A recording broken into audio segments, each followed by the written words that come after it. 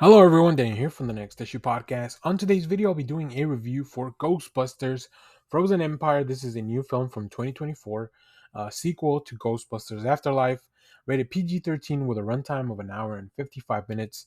As of the recording of this video, we have a Rotten Tomatoes score of 44% for the critics. Feels pretty harsh, with an audience score of 84% and a Letterboxd average rating of 2.7, which is very interesting because that kind of splits the difference from the Rotten Tomato score. So, in this film, in Frozen Empire, the Spengler family returns to where it all started, the iconic New York City firehouse, to team up with the original Ghostbusters, who've developed a top secret research lab to take busting ghosts to the next level.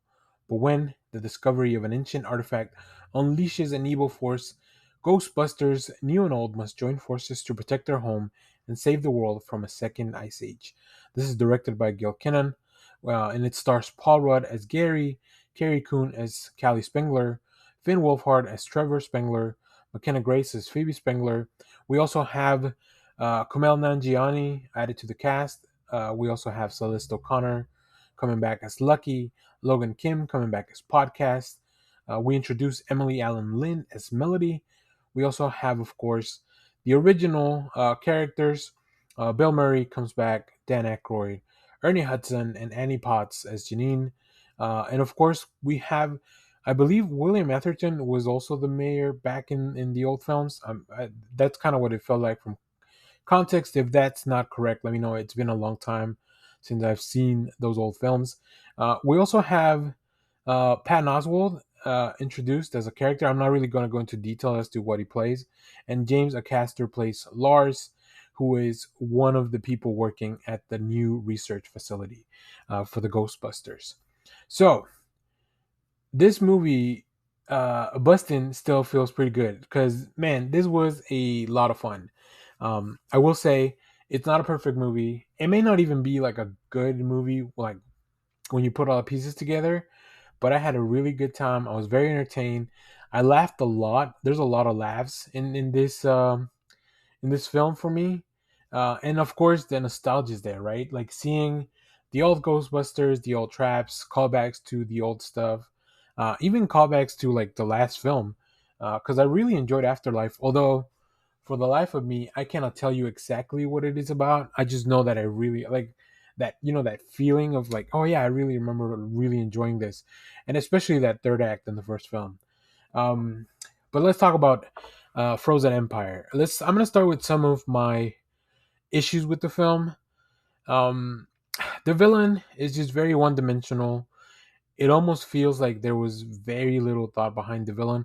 I almost wish that instead of the villain just being like this CGI entity, that it had become like personified in some way and portrayed by somebody, because I think a performance by an actor would have been better, even maybe not as grand in some spots as the movie was trying to make it feel.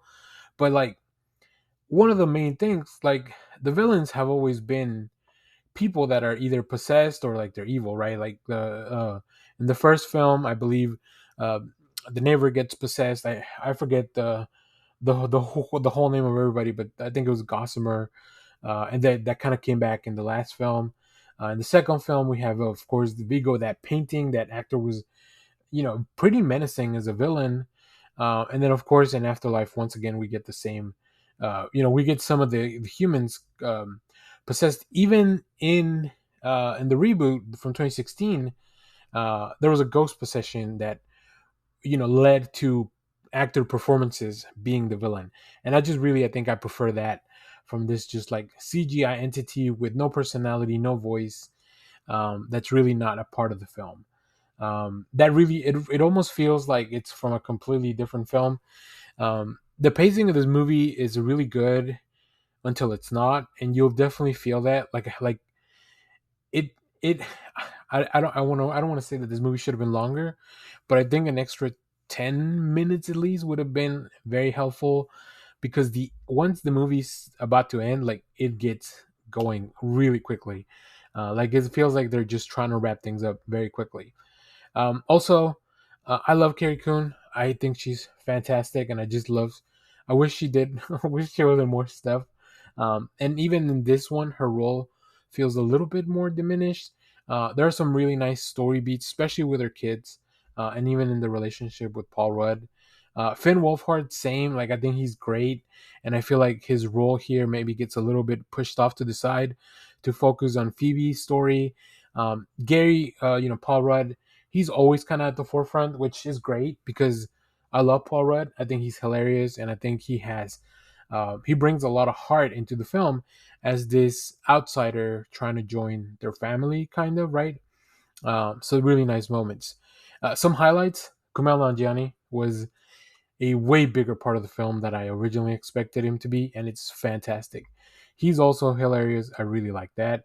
I think it's fun to see Lucky and Podcast back, which does it make sense that they're all kind of went to New York? No, not when everybody was in Oklahoma last time around, but that doesn't really matter much. Like I don't, I can oversee some of that stuff. There's a character called Melody that's introduced in the film. I won't go too much into the details because I don't want to spoil anything. But I think Emily Allen Lynn puts on a great performance there. Um, Specifically in just like the character relationships that develop throughout the film. So really enjoy that, and of course, always great to see the old characters come back. I It does feel a little bit like Bill Murray is just kind of being Bill Murray now instead of Peter Venkman, which there were already very similar characters in back in the old movies, but Dan Aykroyd also feels like he's just being who Dan Aykroyd is now, and I think they kind of wrote that character around that very well. But yeah, Ernie is the one that I feel like he finally gets the limelight that he should have gotten from the other films, right? And of course, Annie Potts. Seeing Annie Potts is great. I watch Young Sheldon, so like I get to see her all the time. But really good to see her come back into the film. And then everyone else, Patton Oswalt, really great. Like his character is not as extended of a role as Kumail Nanjiani, but it's still really fun to see him in the film. So yeah, I think you know this movie definitely falls a little bit short from some of the other films, but the old cast and the new cast coming together definitely just bring enough of the charm, enough of that energy, enough of the stuff. Like it really makes up for a lot of the narrative inconsistencies and stuff like that. So I think overall that really just kind of brings the film together. But it is a mixed bag. It offers very enjoyable scenes and some moments, but there's just some other issues that maybe you can see that there was an even better film there. As much as I enjoyed it this time around, I don't know that it's something that I'll rewatch much. I don't know if I've rewatched the Afterlife since I've seen it. It needs to if a movie wants me to rewatch it, just throw it on basic cable because boy oh boy, any movie that's on basic cable, I'll have it on there on the background. So, but yeah, I would definitely check this out again. Maybe do a double feature of the Afterlife and this one to kind of get this full story. I should definitely rewatch the original films as well to kind of rank everything. But yeah, I mean, I would I would watch another one of these films with these characters. Like I said, I like everyone in the cast. I think they're great. I think even at this point, we could even move away. We've established the new Ghostbusters enough to move away and kind of leave the old Ghostbusters kind of be.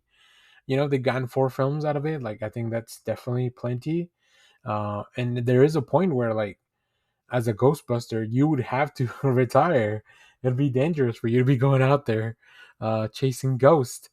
So yeah, really cool stuff. Um, yeah, I think that's about it. I really enjoyed the film, and I had a really good time. So if you have seen this film, let me know what you thought about it down in the comments. As always, thank you for watching, everyone. Remember to share, like, subscribe, hit the bell so you know when we go live. That is most Saturdays, 10 a.m. Central Standard Time. Stay tuned. We have more comic reviews, trailer reactions, TV recaps, all that fun stuff here in the channel. Thanks for watching, everyone. Bye bye.